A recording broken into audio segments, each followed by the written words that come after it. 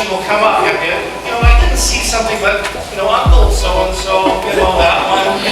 We're fairly certain that he saw something. When it comes to Canada, one man has arguably spent more time than anyone digging through that country's UFO files. And his name is Chris Rutkowski. He became so well known with investigating the unknown, the Canadian government enlisted his help to be their official consultant on UFOs.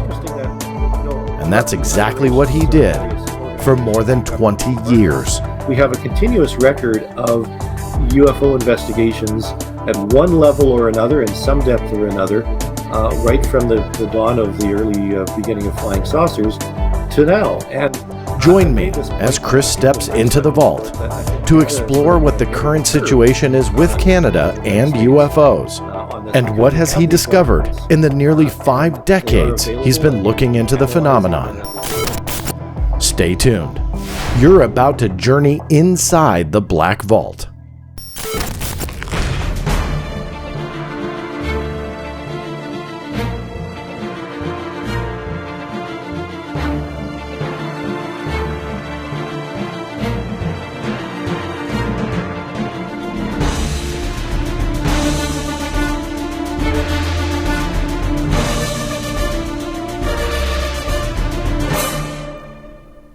That's right, everybody. As always, thank you so much for tuning in and making this your live stream or your podcast of choice. I'm your host, John Greenwald Jr., owner and founder, creator of theblackvault.com, and I'm always excited about shows where I get to, number one, speak to a friend, but number two, speak to somebody incredibly knowledgeable and, of course, about documents.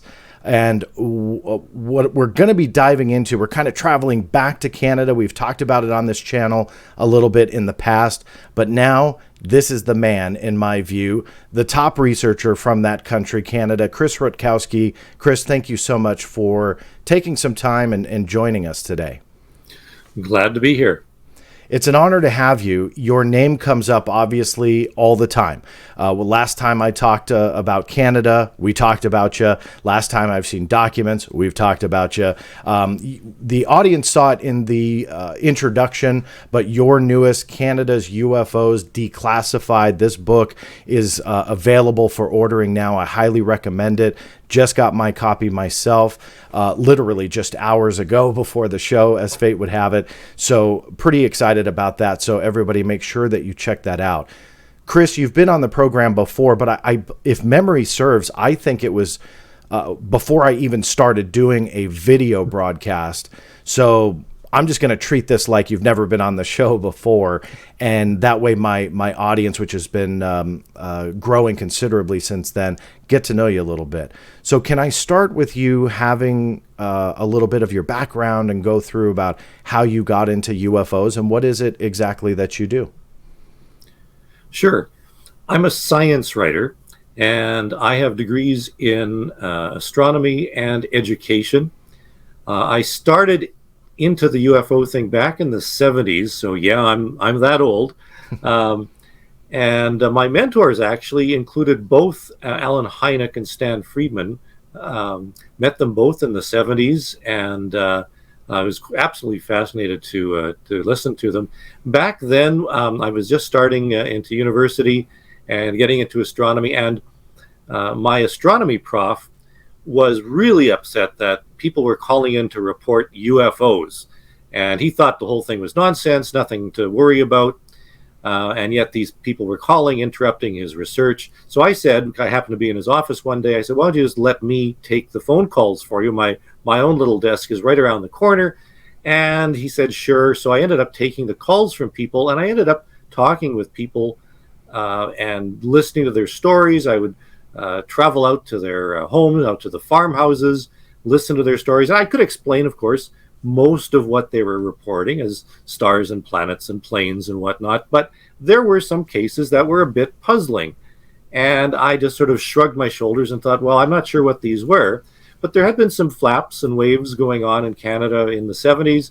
And both Hynek and Friedman had come up, and the media had sort of latched onto them to get more information. And the media had asked if there was somebody locally who was doing it, and my prof had sort of pushed me out in front of the media by having me lecture to the largest in the lecture to the largest hall in the university, which is like 500 people, about what I had heard from all the witnesses. And I sort of became overnight the UFO guy. And it's been quite an interesting ride. A little bit after that, I published my first book in the early 90s. And I've done some TV shows, like yourself. I was actually on the original Unsolved Mysteries, talking about some Canadian reports and cases. So I've sort of been involved and immersed, and I'm fascinated with the UFO phenomenon. And my background in astronomy and comes from a scientific perspective that, I don't think we have any proof that the aliens are here. There's some interesting evidence that suggests that something unusual is going on. I'm a bit of a doubting Thomas, but I call a spade a spade. If something seems to have an explanation, I will say, hey, that's a good explanation or a bad explanation. But at the same time, there are cases that are unusual. And in about the 1988, 89, I took it upon myself to create what I called the Canadian UFO Survey. And I worked with researchers across Canada to combine all the data that had been reported to various groups and organizations. So I had a snapshot of what really was being reported as UFOs. And there was stuff that was on TV and radio and in tabloids and magazines and books, but what were people really seeing? What was really being reported? So I gathered up the data, and we started publishing the Canadian UFO Survey, which is now in its 32nd year, something like that. And we've amassed something like 25,000 separate UFO reports from Canada over that 30-year period. And it's not just reports from the average person, the person on the street, but going into the government documents a little bit, the Canadian government has quite an interesting record of investigating and recording UFO reports.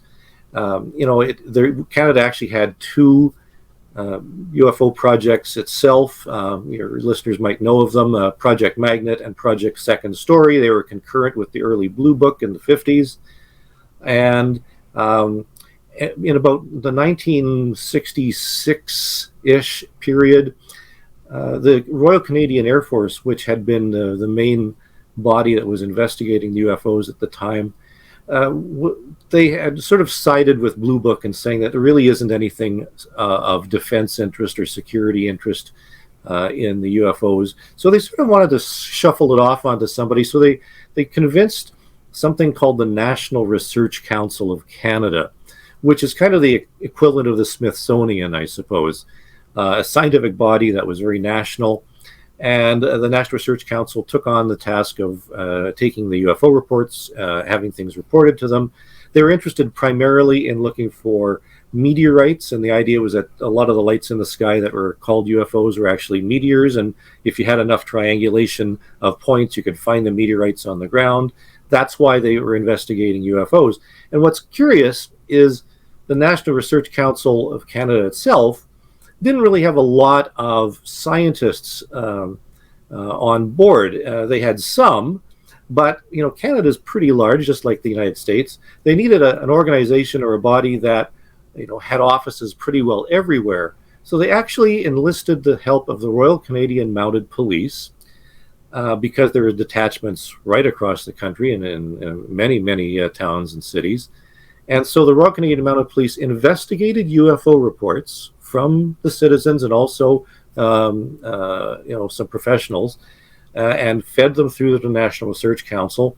And so there was this body of documented UFO reports from the investigations of the Royal Canadian Mounted Police and from the analysis of the National Research Council to about 1995, when things changed. And I'll get to that a little bit later. But from after Blue Book died, there still were these reports that were being investigated by the Royal Canadian Mounted Police, the National Research Council, and as a matter of fact, the Royal Canadian Air Force was still involved because there were reports from military personnel that were finding their way through too. So, and we have these documents. As a matter of fact, the Library and Archives Canada, which is the equivalent again of, I suppose, the National Archives in Washington, collected these papers and reports, and they digitized about 9,000 of them and made them available to the public in Canada. And so a lot of people, including you, I notice you have them on your site, and a few other people have them. So there's like 9,000 documents which herald the UFO investigation era of Canada from 1947. And I think the digitization stopped in about 1981-82. But of course, the investigations and the documentation continued after that point. But think about it: 9,000 pages of documents on UFOs in government files is nothing to sneeze at, really. Yeah, and I know what documents you're talking about, and I want to jump in really quick just to clarify something. So, post Project Blue Book, they meaning Canada, continued the investigations. Was there a reason why? Was there a scope that they publicly would announce? Was it a national security interest? Was it was it something else? I mean, what was the reason? Because after 22 years, the U.S. says, "Not waste of time. There's nothing there." Whether that's a lie or real or not, regardless of that, what was Canada's mindset? Did they feel that there was much more to this? Well, because the National Research Council was the body investigating, they looked at UFOs as a scientific problem, not the defense problem that the Royal Canadian Air Force was looking at. So because they're treating it in a slightly different way, they're trying to come up with other explanations. There was some studies of that were done by the University of Toronto Institute for Aerospace Studies, for example, from a space science perspective. So there was a different perspective, and it wasn't from defense, it was from a scientific viewpoint. And that is a pretty different approach when you think about it, between the Blue Book approach and then something later. As a matter of fact, I'd have to say that the scientific approach is more akin to what we're seeing now from, for example, the Galileo project, getting scientists involved. And yet scientists had been involved in Canada throughout the 60s into the mid-1990s. So what was keeping them involved in this from that scientific perspective? What are you seeing in the documents, or maybe hearing from those scientists? What was it that kept them going? Well, they considered it a scientific problem, and they were convinced that if they could educate the public enough about what these UFOs were, and certainly many of them were turning out to be stars and planets and satellites and whatever, that they were doing a service to the Canadian public by educating the population. So it was kind of an education approach. And that's what kept many of them going, but they got really jaded towards the end. And by the 1980s, the amount of investigation that was actually occurring had dropped off quite considerably. And by looking through some of the documents, some of the exchanges between the investigating scientists and the researchers and the public, you could tell that there was some sort of a little bit of snarkiness, a little bit of discord brewing. And as a matter of fact, some of the public sort of rose up and said, "What's wrong with these government officials telling us that what we're seeing is nothing more than stars and planets? We know what we've seen. We know stars and planets when we see them. As a matter of fact, they're probably trying to cover something up." And this actually was a source, or one of the origins of the conspiracy theories. And unfortunately, some of it came from Canada. I know that you said that you obviously have a scientific background. Are the same reasonings applying to you, meaning that you felt that there was maybe an educational aspect to this to help the people? What kept Chris going since the 1970s to today? Well, that's a good question. I find the UFO phenomenon fascinating. And when I say that, I mean not just the reports, but the books, the zines, the conferences, everything from the average person on the street witness to the contactees, to the way that the scientific establishment is treating the UFO phenomenon. I find it as a social issue, a psychological issue. In fact, I've said in one of my books that if UFOs are not ultimately a physical phenomenon, they are at the very least a social or a psychological phenomenon. And in any of those cases, it's worth investing some research and some money to study it more carefully, because it really affects a lot of people. When you think about it, the polls have shown that about 10% of the North American population, Canada and the United States, believe they've seen a UFO. That's a significant number, and that suggests that if there's something going on, we should be looking at it a little more carefully. So I have to ask, the $1 million question comes up all the time, in chat rooms and social media and so on, especially those that aren't acquainted with UFOs as much as maybe you and I are. The question mark always leans towards, hey, is it alien? Is there that extraterrestrial root to the cause of these phenomena? I use plural or the phenomenon. Let me ask you, before we kind of dive deeper into the evidence and what you've seen, is that still a possibility to you? Are you convinced of that possibility, or do you feel that there are a lot of fascinating aspects to this, but aliens is probably last on the list? Well, I mean, I'm certainly a doubting Thomas. There's no question of that. But at the same time, my astronomy background, talking with other my colleagues, the usual argument: stars are so far away. If they have planets with life, it's hard to get here from there. We don't have any evidence that interstellar travel is possible.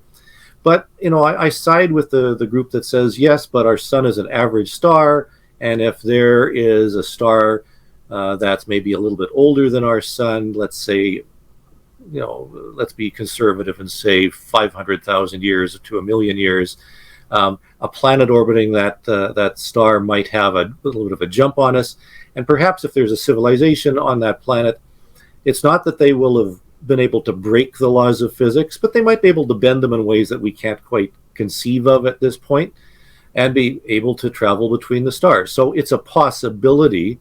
But I don't see any, real strong evidence that they're here. There's no question that some of the UFO reports and some of the cases are very puzzling, but that doesn't automatically mean that the aliens are here. And I've talked to many abductees. I actually had a abductee support group for a while during the 80s and into the 90s.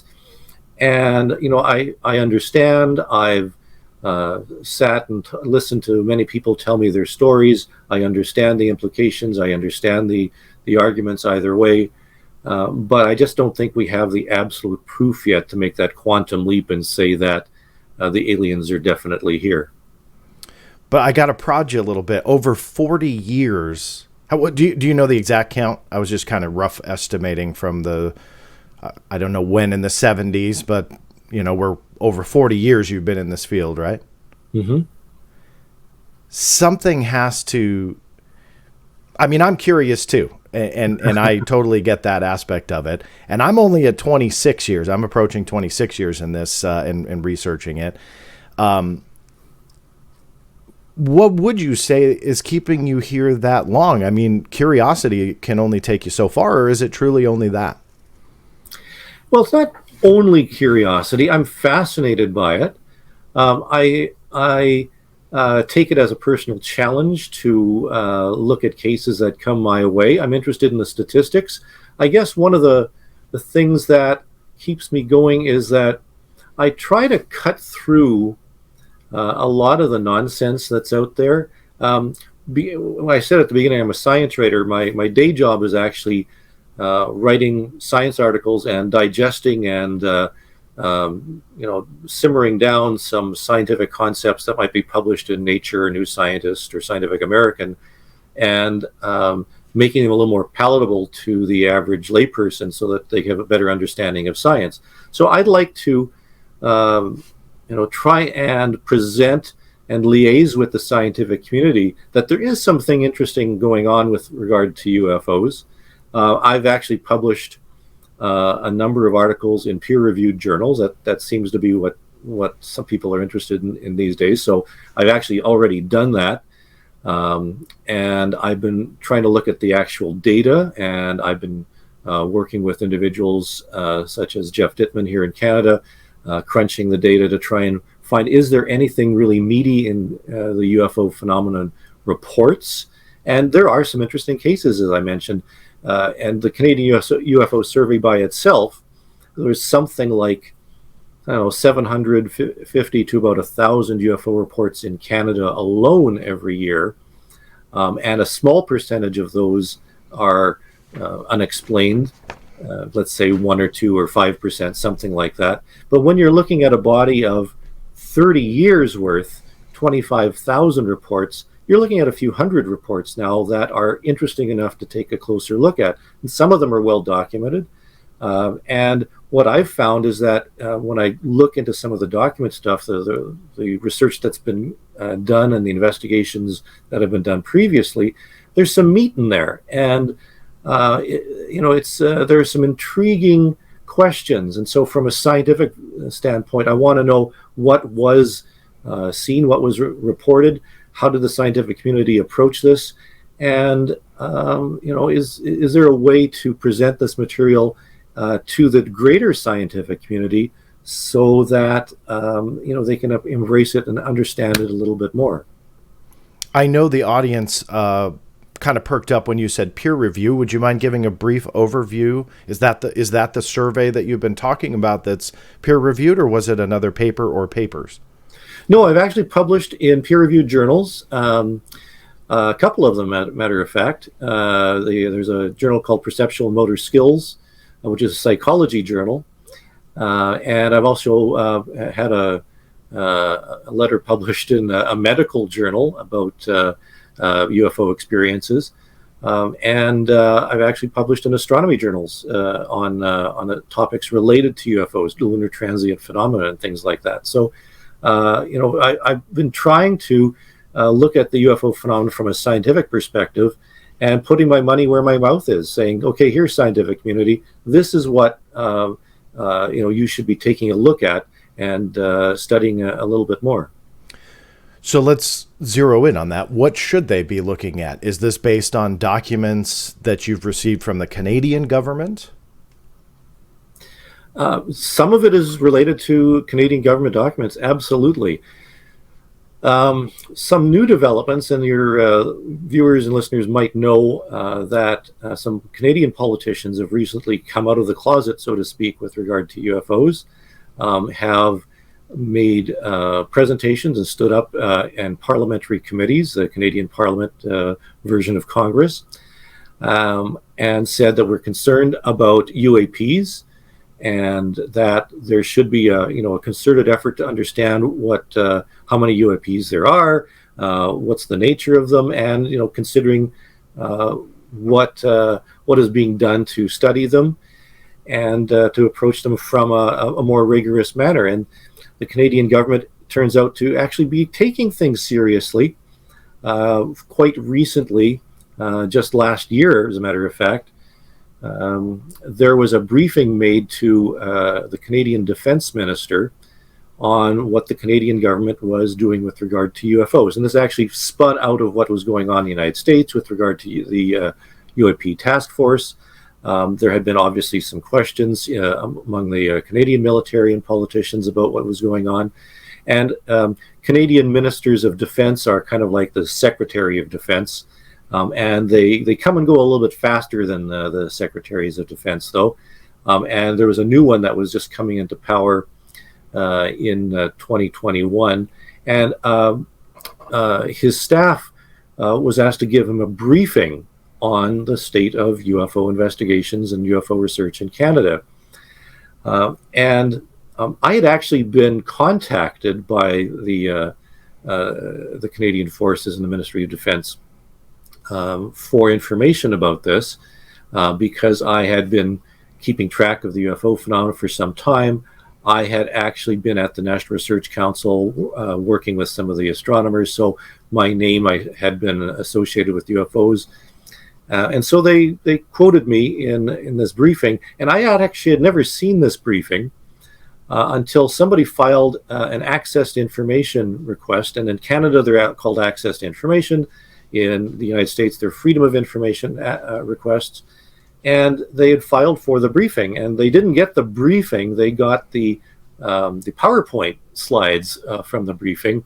And I was actually mentioned on one of the PowerPoint slides by the Defense Department, briefing the Ministry of Defense, which was kind of cool, I suppose.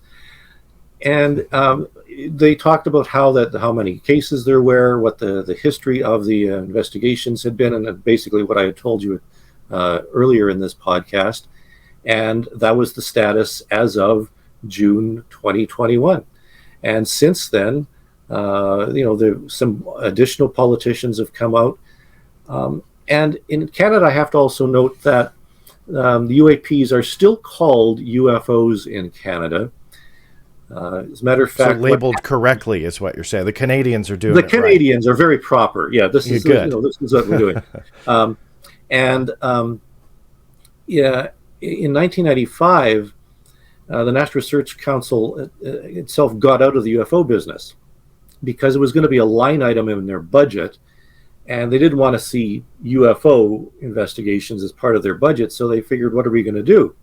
So I had been in the National Research Council in Ottawa, visiting with some astronomy colleagues, and they were mentioning that what are they going to do about the UFOs? And I said, well, you can always send them to me. I mean, I'm interested in the subject.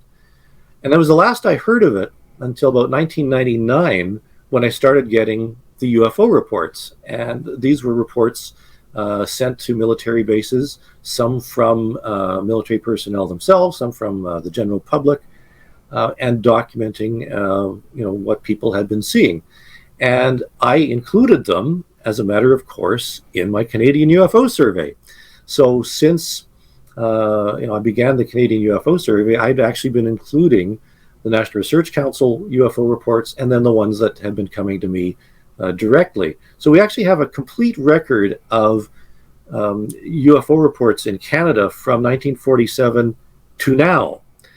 Many of them coming from government documents, from the National Research Council, from the Royal Canadian Mounted Police, and then in 2000, another organization called Transport Canada, which is the equivalent of the FAA, started being responsible for the UFOs. And there's actually a form that pilots can fill out in Canada, where it says if you see a UFO, tell us about it, and it's filed as an incident report. And so those reports are available as well. So it's interesting that, throughout these iterations of various organizations and government departments, we have a continuous record of UFO investigations at one level or another, in some depth or another, right from the dawn of the early beginning of flying saucers to now. And I've made this point, and people have criticized me for it, that I think Canada has sort of been ahead of the curve in terms of the United States on this, because we have these documents and they are available, and we've been analyzing the data all along. And what do we know about what's been happening in the United States after Blue Book? I mean, people like Paul Dean and yourself and a few others have found some documents here and there, but we don't have a continuous record up until, some of the revelations that came out just a few years ago, when it was discovered that there was a project between 2007 and 2012 that ran, but we don't know exactly the details. We don't know the cases. Even the UAP task force report that came out last year, we don't know what those reports actually were. We don't know what was seen. We don't know where they were seen from. And yet we have here in Canada a pretty substantial record of cases. And Canada does share responsibility in NORAD, of course, with the United States. So there's some bleeding back and forth, and I suspect that NORAD, has full access to what the Canadians have. If so, that must mean that the Americans must have what has been coming through Canada, and we don't have that information at all. I want to go back when you were saying, and correct me if I'm paraphrasing this wrong, but essentially that the Canadian government was sharing the UFO reports they were getting directly with you, right? And is that still going on, or are they kind of shifting how they're investigating these things here in 2022? Yeah, as a matter of fact, once it came out that I had been receiving the Canadian or the UFO reports through National Defense, a bell might have rang off somewhere in Ottawa, and somebody said, exactly why are we giving a civilian access to some of these reports? And so I would say that most of the cases that I've received dried up about that time. So, And when was that? When did that dry up? When they? Probably in the mid 2021. I gotcha. Oh, wow. Yeah. Somewhat recently. Somewhat recently, yeah. So how many cases do you think prior to the dry up did they send over to you? Oh, well. Well, there's several levels. The Transport Canada files themselves have somewhere around 500 cases between 2005 and 2020. And I have probably another 500, 600 between mid 1995 until now. And there's probably some overlap in there. So it's one of the projects that I'm working on is trying to take a good look at these, scan them, and I'm trying to make them available. As a matter of fact, I had hoped that by today I would be able to announce that at least some of the missing years of the National Research Council files that hadn't been made public yet might be uploaded. And I've been going through doing things like taking out witnesses' names and phone numbers and things like that so that everybody can have access to these. And it's quite a slow process. Concurrently with all this, I was asked by the University of Manitoba about 5 years ago what I was going to be doing with all my UFO files and my collection of UFO books and zines and whatnot. And I said, I'm not sure exactly. They said, well, would you consider donating them to the archives? And this was all about the same time when, you know, the acquisition of archives of UFO materials was really starting to go into high gear. Certainly Jan Aldrich and Barry Greenwood and people like that have been doing this for some time. Recently, David Marler has been doing some of this and collecting vast materials, and it's sending a lot of them to Sweden, to their collections out there. But the University of Manitoba had asked me for mine, and so I have actually been donating all of my UFO files and all of my books and zines. As a matter of fact, you can see behind me, there's not very many books on these bookcases because just 2 days ago, I donated the last of my UFO books to the university archives. Wow. And so they have all my documents and UFO reports and books and zines and so forth. And they're going to be digitizing it slowly. I mean, Stan Friedman's collection has been donated to the government of New Brunswick, their archives. And the archivist there said that it's probably going to take 10 to 15 years just to index what Stan Friedman has. I have no idea how long it's going to take for the University of Manitoba to do mine. I have a lot less than Stan's, but it's pretty substantial. Wow. That's good to hear, though, that eventually this stuff will be digitized, or that's the aim. So that's good. I want to take you back to the files a little bit. Obviously, you've collected quite a bit over the years, and I want to kind of hone in on either something you covered in the book. I'll let you take the lead here. But when it comes to the government files, do you have a top 1, 2, or 3 cases that make you go, wow? Well, I'm going to have to talk about Falcon Lake, no question of that.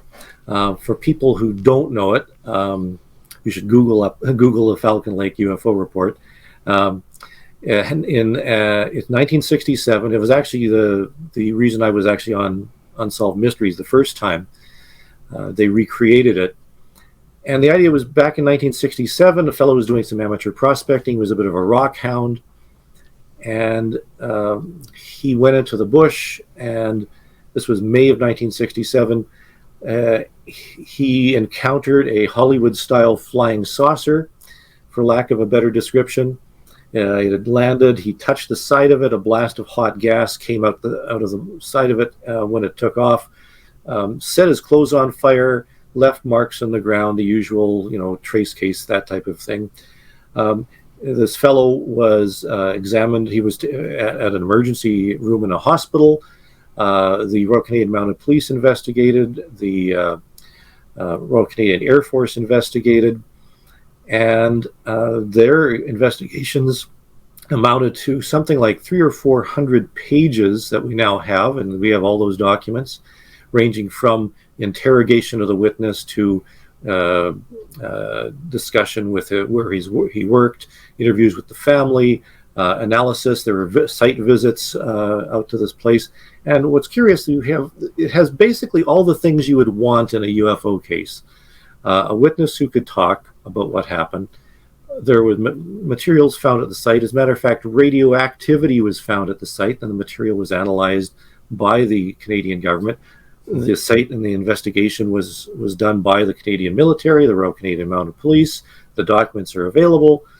This fellow was physically injured. We have the medical records from the studies of this fellow. And in addition, a year later, he went back to visit the site kind of for old time's sake, and dug down a little bit in the rock over which this UFO had hovered, and found some radioactive metal that he brought back. And that radioactive metal was analyzed by the University of Chicago. I think Arizona looked at it, certainly some Canadian institutions. And that metal is also radioactive. And that piece of that metal is still in existence, has never been mentioned in any of the discussions of, crash retrievals from UFOs. And yet the analysis was done starting in 1968, and there have been a number of analyses done over the years, and has been investigated and studied 3 ways from Sunday.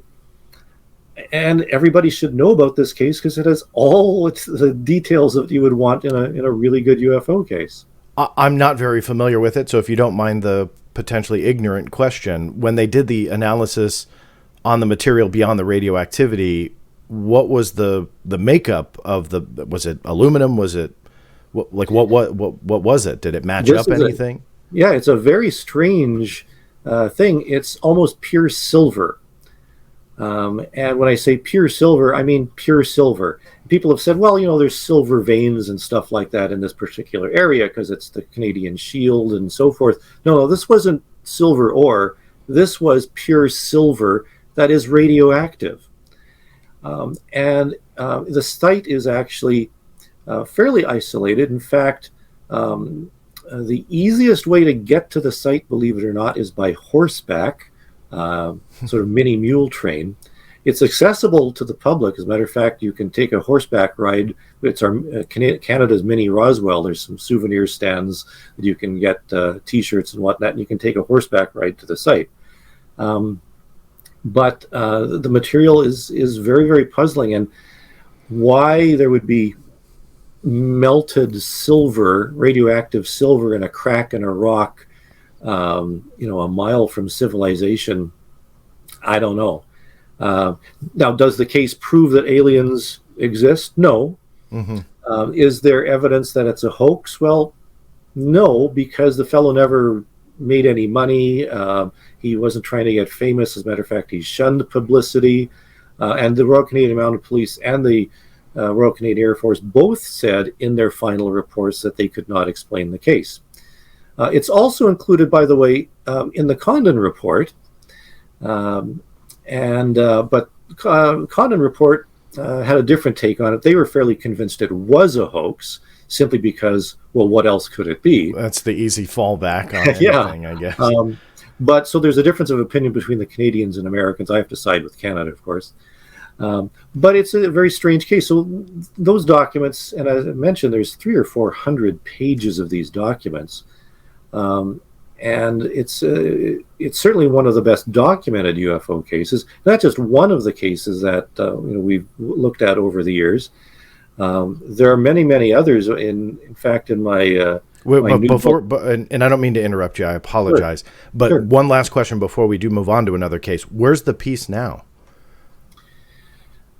Or can you say? Yeah. Is it behind you on that? Is it on the bookcase? Is that what we're? It's not on this bookcase. Let me just say that. Okay. All right. The next room. Gotcha. Yeah. But is it so? Joking aside, can you say? I'm like it. Do you? Well, again, I'm not trying to push too much. If you can't say, you can't say. But No, do you have it, or is it at a university? Yeah, we do have it. As a matter of fact, some of the artifacts from this particular case have already been given to the archives. The actual undershirt that this fellow had been wearing when it got blasted by the UFO, that was retrieved. It's still intact, well, kind of intact, as undershirts from 1967. I mean, I have undershirts that old; they're fine. But 1967, it's a little tattered, but you can see the burn marks on it. His cap that he was wearing, and a few other artifacts, plus the metal, and that's all going to be going to archives. The metal was studied, was put through an electron microscope. I'm trying to remember whether it was 2 years ago. It was just before the pandemic, so I guess 3 years ago. There's no question, it's definitely silver, and it's certainly radioactive. Was there anything unique about the burn marks? I don't know if those were analyzed and.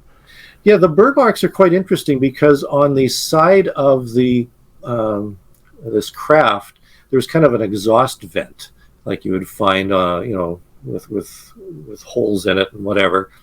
And when this gas was blasted out of this exhaust vent when the thing took off, the pattern of the burns on his body and on the shirt matched fairly well. And people have said, well, he was burned by radiation. Well, no, he wasn't burned by the radiation. In fact, the radiation is very unusual to find because he was actually taken for a full body count to a nuclear facility here in Canada, where he was, not radioactive, but some of the soil and material from the site had been radioactive. As a matter of fact, some of the documents that we've found show that the Royal Canadian Air Force's laboratory was unable to ship the material from one part of the country to the other because it was so radioactive. And then there's another document that shows that there had been some discussion about cordoning off this entire area, which happens to be in kind of a resort area, not where he was, but to get to it, you'd have to go through a resort area. And they were going to close off the resort area for this entire summer to protect the population out of a concern for safety. So, the radiation is a significant part of the story, but he himself was not burned by radiation. And before we move on, because I want to ask you about other cases as well, but after 50 plus years, nothing like a classified platform piece of technology, something either American, Canadian, or whatever, has ever been presented as something that could take kind of credit for this incident? I mean, is there anything that's come along that makes sense to you from a skeptical standpoint? Like, oh, okay, maybe this is it. Well, yeah, I mean, one of the this fellow was quite unique in terms of UFO experiencers because he never talked in terms of aliens. He had a military background himself, and he was convinced that he had seen some kind of secret military landing vertical takeoff craft. And this was 1967, so this was just at the beginning of Apollo. In fact, I think the tragic Apollo 1 accident wasn't called Apollo 1, of course, but I think the accident occurred just previous to this. And so it was in the news that NASA was going to the moon. And so, he thought that's what this thing was because he said, what else could it be? It's some sort of metallic craft. He said it certainly looked like the side was some sort of burnished metal. Couldn't see any rivets. There were lights coming out of it. So he said it must be some sort of an American craft of some sort. And yet, nothing matching the description has been seen before or since. The argument is if NASA could do this, why did they waste so much time on Saturn Vs? that type of thing. There was something called the Avro car, which was produced in Canada, and some viewers might be familiar with it. It was the flying pancake that had been developed. But it never got more than 3 feet off the ground, did it? Yeah. It really didn't work very well. Some people had suggested there might have been a secret program that continued developing it, and that's what we were seeing. But there hadn't been another sighting of anything like this, of this description, of this configuration. So if it was a secret craft, we simply don't know what kind it was. We don't have any proof that it was aliens, and the possibility of a hoax is always there. But it would be of the caliber of I don't know, Barnum and Bailey, because it's certainly one of the most elaborate, contrived on record, and the fellow certainly didn't profit from any of this. So it's one of those that we simply have to classify as unexplained at this time. It's also intriguing if the hoax comes up in the discussion that he didn't jump to aliens or something fantastic like that and extraordinary, that he rather tried to stay a little bit close to Earth, pardon the pun, but with his explanation. So that's always an intriguing part of any story, but let alone that one. But with that fascinating case, is there any others that stick out in your mind that really kind of show you that this phenomenon is worth studying? Well, the fact that the Canadian government itself thought that cases were worth studying is worth noting. And one set of documents that we found in the archives was something called the Robertson briefing, not the Robertson report. Okay. That people in ufology know, but something called the Robertson briefing. There was a military personnel named Robertson, and he was asked to prepare a document very similar to what happened with me in 2021. But he had been asked to prepare a briefing for the Chief of Defense Staff, which was the person who's directly in contact with the Ministry of Defense, gives him all the information, tells him what's going on in Canada. And the Minister of Defense at that time was a fellow named Leo Cadieux, who had just taken over from somebody that UFO fans will know, Paul Hellyer, who was Minister of Defense up until that time. But Hellyer had left and Cadieux had come in, and the Chief of Defense Staff wanted to brief Leo Cadieux on what the military knew about UFOs. And so he produced a 28-page briefing document describing what Canada knew about UFOs, described what was going on in the States, and then described the number of cases that had been reported in Canada, the number of cases that they thought were really good, and listed 6 reports and 6 cases that the Canadian military had investigated that they could not explain. That's in this particular document. One of them was the case that I just mentioned, the Falcon Lake case. And there were 5 others, including a radar case that came from a radar base here in Manitoba, oddly enough. But there were a number of other cases that were evaluated and found that they couldn't explain. This was the Canadian government couldn't explain out of all the cases that they had been receiving. And so that went into this briefing document. And the reverse of the 2021, we have the briefing document, but not the slides that went with them. So it's and we've tried to locate them. We filed to try and get the slides, because among them were maps and photos and that type of thing. But they haven't found them. But we have the briefing document, and it's very curious that that the Canadian government had been doing some pretty intense investigations back in the 1960s and into the 70s, and certainly after that. In the last 10, 15 minutes or so that I have with you, I want to make sure that I get into kind of the present day ufology. We've established you've got an amazing background to yourself, and you've been around a long time. When it comes to the overall conversation right now, how do you feel about it? Do you feel that this topic is moving forward in a good direction or bad? Well, I find it intriguing that there's a lot of interest in now from in the United States regarding a congressional investigation. Now, I caution people that Gerald Ford lobbied for a congressional investigation into UFOs before he was president. He went back in 1966. The investigation occurred in 1968, and then the following year, Blue Book was canceled. So be careful what you wish for, first of all. Secondly, what we've heard so far is that there appears to be some desire to investigate UAPs, and for to make an allowance for military personnel to come forward without any stigma. And as we understand it, there's like 400 cases now that have been presented, but a lot of them are historical that people sort of had been hanging on to and couldn't tell anybody. And so we don't actually have the really good data that people are looking for. I mean, there's a push now for instrumented observations, whether you're looking at the NICAP's MADAR nodes or to whatever Avi Loeb and his group are planning to do. And certainly MUFON has some instrumented work that's being worked on right now too.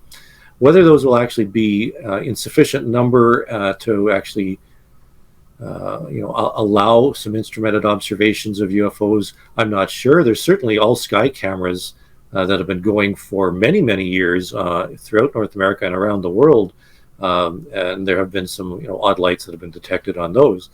So I kind of already have instrumented detections, but I understand the need for more instrumented detection. But I'm concerned that there would be some view of throwing the baby out with the bathwater, that we have, just Canada, 25,000 reports from both military personnel and civilians of UFOs. And if that's not considered valid data for science to examine, that's a concern, because it is data.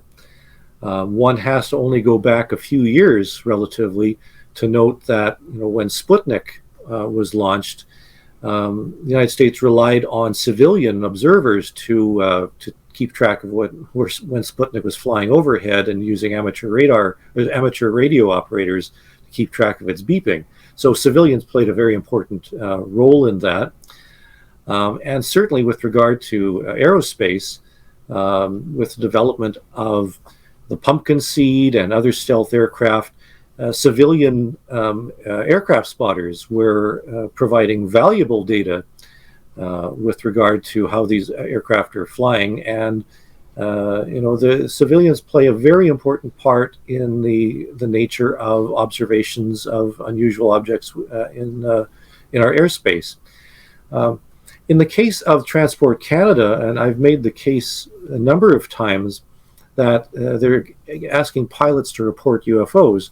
And there are many reports of pilots seeing lights moving around their aircraft, structured objects that may or may not be drones or who knows what, but things that appear on radar that shouldn't be there, and things that aren't on radar that should be there.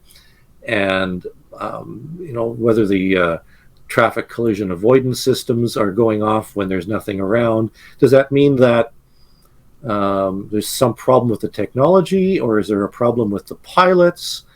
If so, these are aircraft, and commercial aircraft are flying hundreds and hundreds of people on every flight. Is there a safety factor? Are people in danger because there's something wrong with the pilots if they're reporting UFOs that aren't there, or the devices themselves are malfunctioning? I think this argues that there should be a greater attempt for science and other faculties to investigate and study the UFO phenomenon. So I'm hoping that with an increased interest and an attempt from the United States military, and hopefully from the Canadian military and other military organizations around the world, that we'll be gathering enough data that perhaps we can come to some better understanding of the UFO phenomenon. So that's where I'd like to go. And I'm hoping that the civilian aspect is going to be part of it. I hope so too. The one thing that I talk a lot about on my channel, and I kind of want to juxtapose it with your thoughts about what's going on in Canada, is despite what the general public thinks, that even though Congress is uttering the words UAP or the acronym UAP and the words unidentified flying object or so on, all of that is great. But we've established that we're really not going to get a lot of data, us, the general public. The public report last year was kind of silly. There was still some gems here and there, but we really didn't learn much of what was already being bantered about. We just got a couple statistics, and we don't know what these things are, and there's some cool attributes that we can't explain. That's pretty much it, right? We don't have anything more than that. But I think the general public thinks this is some new path to a disclosure, that there's a newfound transparency to this conversation. And I guess in a way you can argue that, but for me, I see it deepening. The security classification guide here in America pretty much shows that anything related to UAP is going to be classified secret and top secret right off the bat. So the secrecy, in my opinion, is strengthening, it's deepening. And even though we're hearing UFO and UAP more, doesn't necessarily mean there's transparency. I don't think we've had the conversation before today where the mid-2021, you kind of saw those reports stop. I was always encouraged by that level of transparency in Canada, that they were taking in reports from a government and or military level and giving it to somebody like you that was in the private sector, a civilian, and somebody who would actually do something with it and could contribute to the conversation. Yeah, so and I think that's... Sorry, go ahead. Sorry. No. And that's where I wanted to throw it back to you is, can you juxtapose Canada's stance right now to America's, which, and this is just my opinion, is deepening secrecy? Is Canada doing the same thing? Well, again, because Canada shares NORAD or is partnered with NORAD with the United States, I think there's going to be some overflow from one side to the other. And it is interesting that, up until 2021, I was getting these confidential reports and doing something with them, because in the private sector, I think that's the advantage of the private sector. We can do things. We have many, many resources, and by conferring with colleagues, we can certainly advance the knowledge in this particular field. And I suspect that even though my source of UAP and UFO information has dried up from one aspect, there's no question that because Canadian politicians are now moving forward on this as well, that there's going to be some pressure on the Canadian government to do something. And something not necessarily in conjunction with the United States. I think there's certainly some national pride that has to be involved here. As a matter of fact, one of the Canadian politicians has agreed to make a public statement at my book launch in September. That's cool. And I don't know what he's going to say, but it's going to be something about the government's position on UFOs, or an encouragement of the government position on UFOs. And I suspect that in the coming weeks, months, years, there will be some more information. And as a matter of fact, there have been, I think, 5 or 6 times just over the past year when Canadian politicians have given presentations or asked questions in parliamentary committees about UFOs. I haven't heard that in Congress. Congress seems to be busy with other things these days. I don't know what, but at least in Canada, there have been some questions of the minister in charge of the Royal Canadian Mounted Police, the minister in charge of the Canadian Security Intelligence Agency, and the minister in charge of transport, and therefore, and also involved in nuclear capabilities, because there's been some questions about, are there UAPs over Canadian nuclear facilities? I was asked to provide a list of UFOs from my 25,000 database from Canadian nuclear plants for that particular politician, and I found about 50 just concerning one particular nuclear facility. Now, does that mean that aliens are fascinated with Canadian nuclear facilities? No, it simply means that that there are UAP reports concurrent with the locations of these facilities. But it does raise the issue that if there are some cases that are unexplained, which are any of these particular cases the ones around nuclear facilities, and that's the ones that the politicians want to know about. So the 50 over the course of what you've collected at first didn't sound impressive, but 50 cases at one nuclear facility? Yeah, that are concurrent with one nuclear facility. So do you have a tally of how many overall of all the nuclear? I don't know how many nuclear facilities there are in Canada, so forgive me. No, there's I don't know how many there are. There's 3 or 4 alone in the province of Ontario, and we did a similar one for one of the other facilities. And there are also, some significant numbers, 20, 30, 40, something like that over that one. But it's related to, trees falling in the forest, that, that population distribution is related to UFO reports. So the greater population in a particular area, the more that there will be a potential for UFO reports, and we get more reports, so that there's a concentration of UFO reports coming from populated centers like Toronto and Vancouver. And it turns out that at least one of the nuclear facilities happens to be quite close to Toronto. So, it's hard to say, yes, these nuclear facilities are being flown by UAPs, or is it that people are living nearby the nuclear facility and that's why they're seeing UFOs? It's an interesting question, but this just shows you how much potential there is for private sector research, and probably military sector research too, into the UFO phenomenon. Putting aside the whole alien thing, this is quite interesting, and I think it's worth studying. Just to close up that thought on the nuclear facilities, it obviously came up in the congressional hearing here in brief when they were talking about that. In your expertise and background going through those, thousands of reports, do those numbers stick out beyond, potentially just populated areas? But did they stick out as weighted to those? Meaning, is that a lot? Or if I came to you and said, Chris, I want to know how many are near a ballpark, a stadium. Mm-hmm. And, would you find 10 times as many, or would you find a fraction? That's what I'm trying to kind of gauge is it statistically significant? Yeah. And that's a much more eloquent way to put it than I did. Yeah. No, and we haven't actually done that. I mean, I simply came up with the list, and now we have to go back and take a look at them.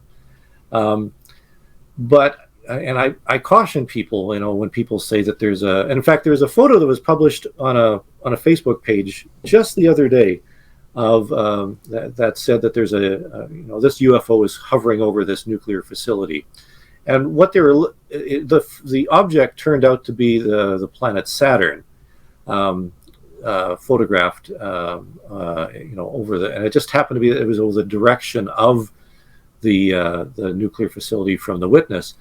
But the interpretation was that the UFO was over the nuclear facility, which it wasn't, obviously. But that's the type of thing we have to be careful of when we hear UFOs seen over nuclear sites. Is it really over the nuclear sites, or is it seen in the direction of the nuclear site? And that is something that really has to be taken a closer look at. Here's my last question for you, just out of everything you've collected, but broadening it a little bit. I won't hold you to the exact number, but do you have an idea of those thousands of cases that you've collected? How many you would consider unidentified?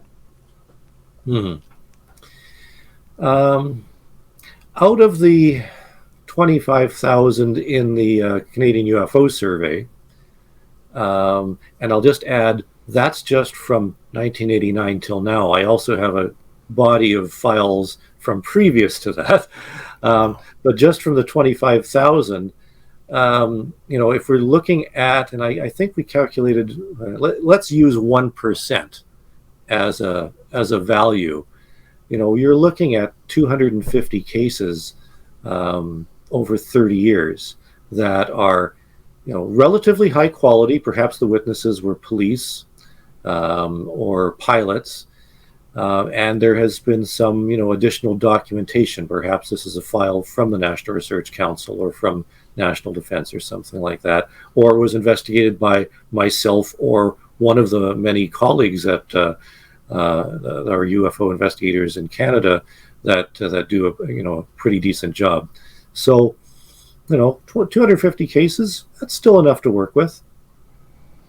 That's awesome. Chris, I really enjoyed our conversation, as I usually do, but thank you so much for taking the time. For those of you, again, listening and or watching here on YouTube, Canada's UFOs Declassified, that is Chris's newest. And Chris, I had no idea how many books you actually did write. I knew you wrote quite a few, but prepping for the show, I kind of looked them up, and I had no idea. And they go back 20 years, I think, is when you, if not more. This is number 10, the Canada's UFO Declassified. Man, good for you. I've written a couple, but I can't even imagine. Excellent. I have them. They're good. Oh, I appreciate that. Thank you. I'll give you your $10 after. Thank you for plugging. Right. No, I appreciate that. But yeah, a lot of respect for what you do, and thank you so much. In closing, is there a website that you can point people to, social media that you prefer? How can people get in contact with you? Sure. I mean, I'm on Twitter as Ufology Research, on Facebook. I'm an admin for UFO Updates on Facebook. And my website for the Canadian UFO Survey is CanadianUFOReport.com. And I have a blog, which is uforum, uforum.blogspot.com, where I talk about interesting developments in ufology and make available some hitherto unseen UFO documents. Very, very cool. And to make sure that the audience gets all that, I will ensure that it is all in the show notes. If you're not sure where those are, if you're on YouTube, just look below in the description. If you are listening on any podcast platform, iTunes, Spotify, you name it, it's under the Black Vault Radio. There should be a description there for you to click on all of Chris's links and find out more information. Chris, thank you again for your time. Truly, truly appreciate it. Thank you for having me. Anytime. You're always welcome back. And thank you. And thank you all for watching and listening. This is John Greenwald Jr. signing off, and we'll see you next time.